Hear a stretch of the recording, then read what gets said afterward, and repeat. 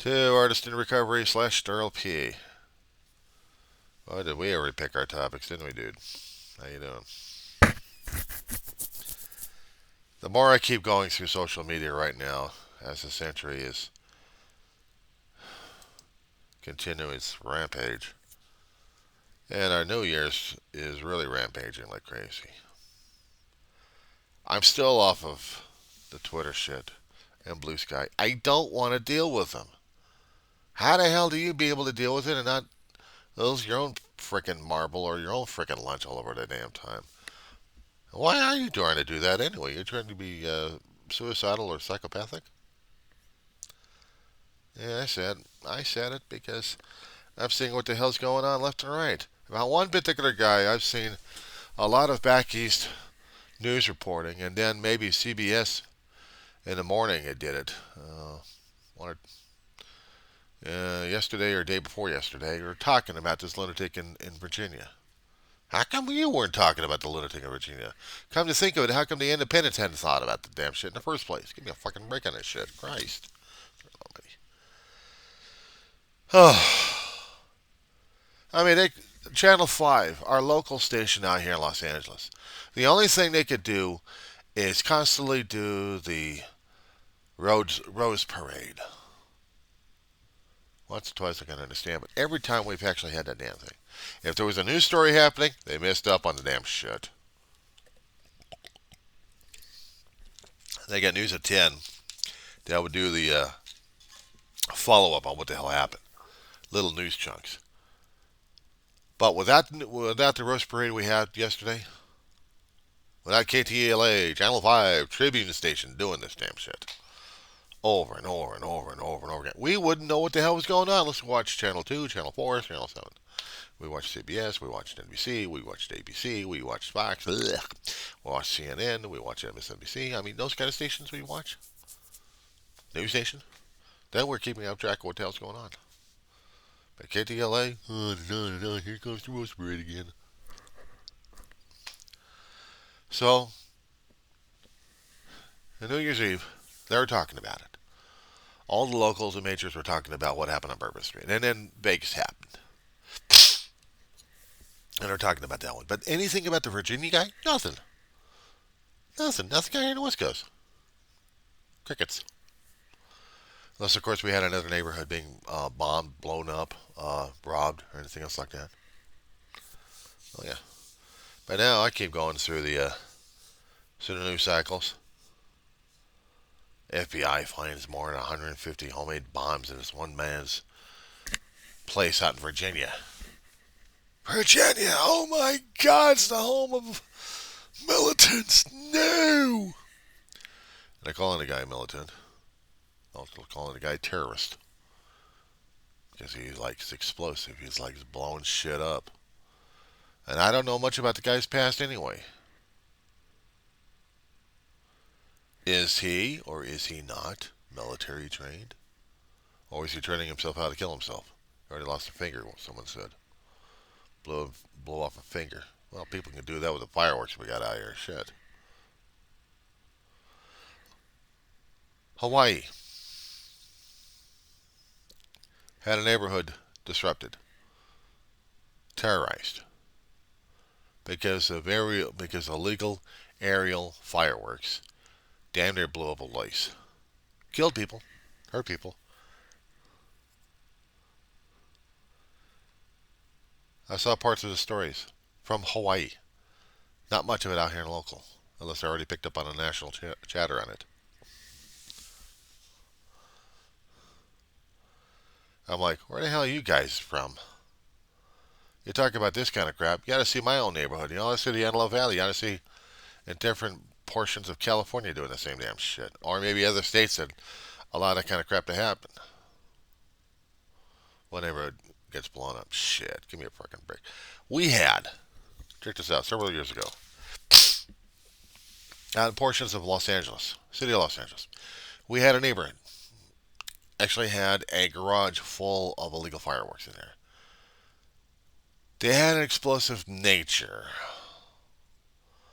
of blowing a hole, not in a guy's home, but an entire city block.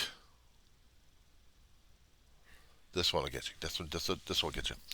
We had a bomb squad out there. These guys know what the hell they're doing, but somehow there was a procedure not followed, one way or another. The bomb disposal place, the vehicle that they use is a round container. Could only contain so much explosive impact in there. It was packed tightly in there. It was ignited. The neighborhood that it was supposed to be intact, City of Los Angeles is still paying restitution, still going through lawsuits over it several years later. They showed on television, there's clips on it out there on YouTube. I saw it live. I couldn't fucking believe that shit. Boom. And then the neighborhood disappeared. A lot of houses had to be red tagged because the damage was that severe.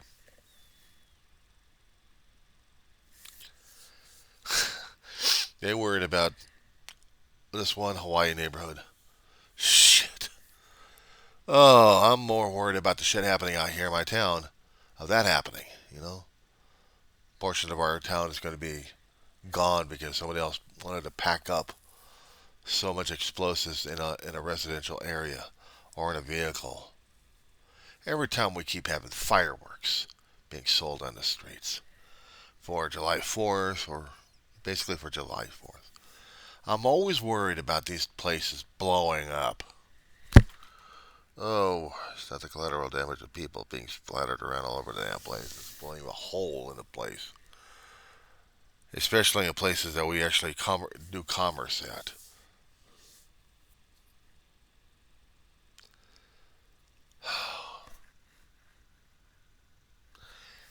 That usually drives me nuts. That scares me a great deal. Because I don't know which homes out here in the desert have actually got that kind of capacity going on until the damn thing blows up, and then we'll know about it. We haven't had it yet, but it's coming. I'm afraid of it.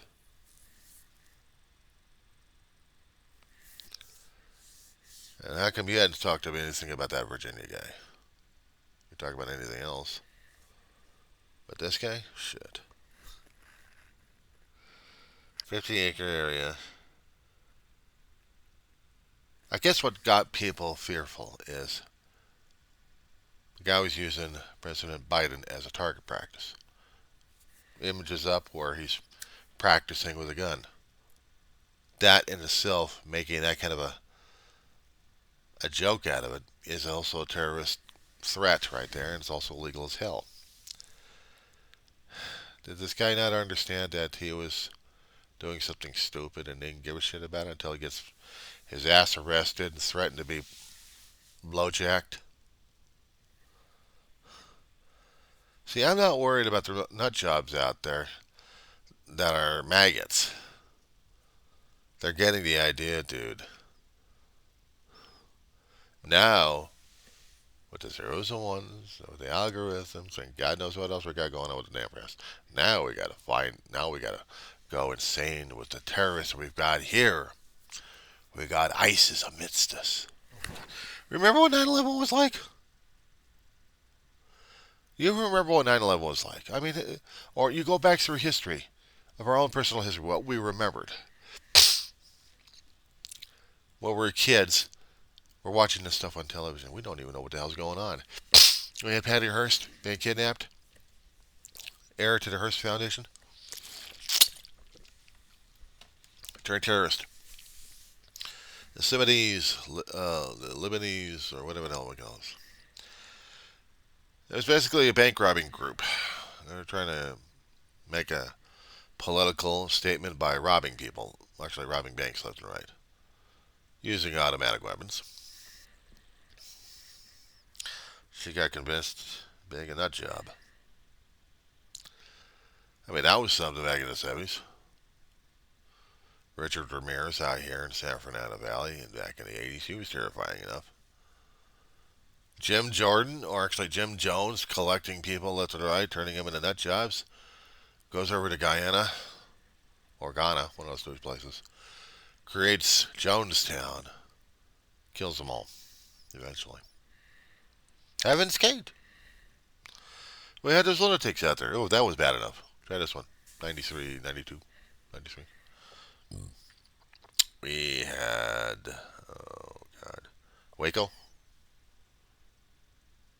Before that, we actually had, I think in the early 90s, we had the bombing of Oklahoma City.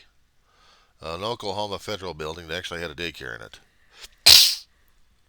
A former military guy, disenfranchised, disillusioned by the U.S. government, by everything else, the policies and everything else stood for, decided he was going to make a message. And he couldn't stand the IRS, so the Oklahoma federal building became target, and half of it destroyed. Fertilizer does a hell of a lot of damage in the back in the van. Of course, he and his compatriot fried, executed, no longer part of history now. Dark times of history. Waco is a religious nut job, gone nuts.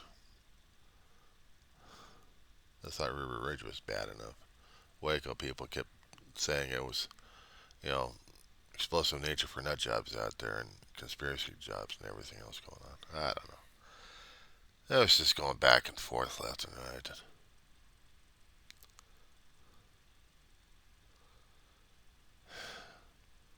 Really took apart. I really took off. Well, we actually had the late 90s.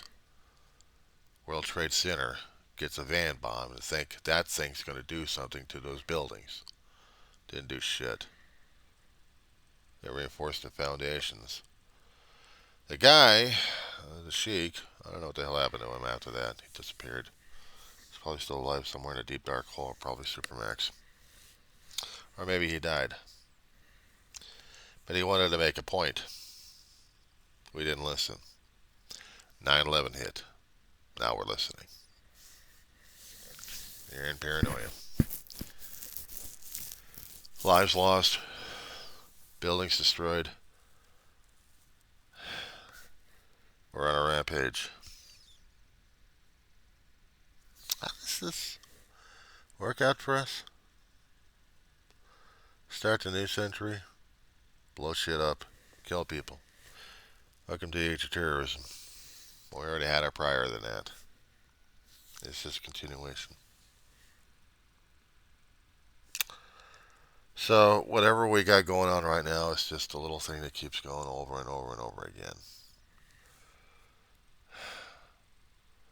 I get weary. Too much of it. Too much fear, too much paranoia, and then we have to go insane over this dude. I stay the hell away from Twitter. There are too much nut jobs, and blue skies turning out to be the same damn way.